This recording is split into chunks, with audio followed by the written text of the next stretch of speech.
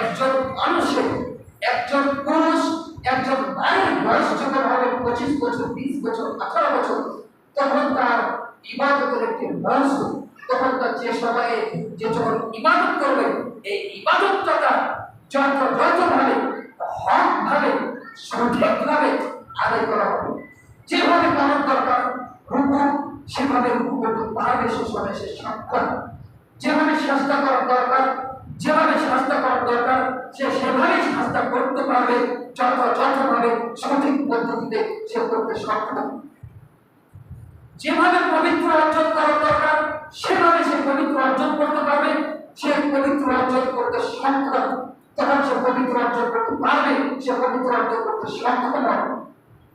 যখন তার বয়সটা যখন এই কালে পতিত হবে, যখন তার বয়সটা যুবকের মধ্যে পতিত হয়ে থাকবে, একজন বড়, একজন নারী, একজন পুরুষ, একজন মহিলার যখন বয়স যখন পতিতের মধ্যে থাকবে, যুবকের মধ্যে থাকবে, যুবতীর মধ্যে থাকবে, তখন তার বয়স যখন তার ইবাদতটা হবে, একবার জমজমাট ইবাদতটা হবে, হকভাবে তার ইবাদতটা হবে সঠিক পদ্ধতি, একেবারে সঠিক সঠিক পদ্ধতিতে, যেভাবে চাইবে সেভাবে করবে।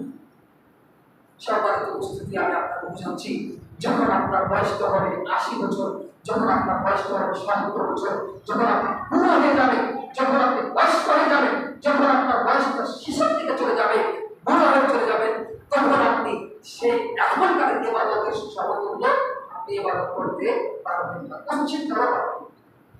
করতে চাইলে আপনি করতে পারবেন না, সে সময় এখানে ইবাদত যখন আপনার বয়স ছিল 18 বছর, সে 18 বছর ইবাদতটা আপনি 80 বছর সমতুল্য করতে পারবেন না। কখনো নয়, কান্না কখনো নয়, আপনি 18 বছরের ইবাদতকে 80 বছর ভাবে তুলনা করতে কখনো 80 বছরের ইবাদতকে আপনি 18 বছরের ইবাদতকে কখনো তুলনা করতে পারবেন না।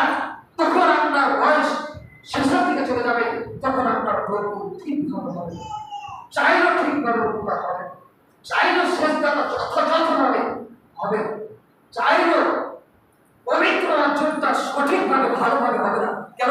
তখন আপনি বয়স্ক হয়ে গেছেন, তখন আপনার মেন্টাল সমস্যা হয়ে যাবে, তখন আপনার মস্তিষ্ক ঘাটতি করবে, তখন আপনার যে পবিত্রতার যে একটি শক্তিশালী অর্জনের ক্ষমতা আপনি হারিয়ে ফেলবেন, তখন আপনি ক্ষমতা অর্জন করতে পারবেন না।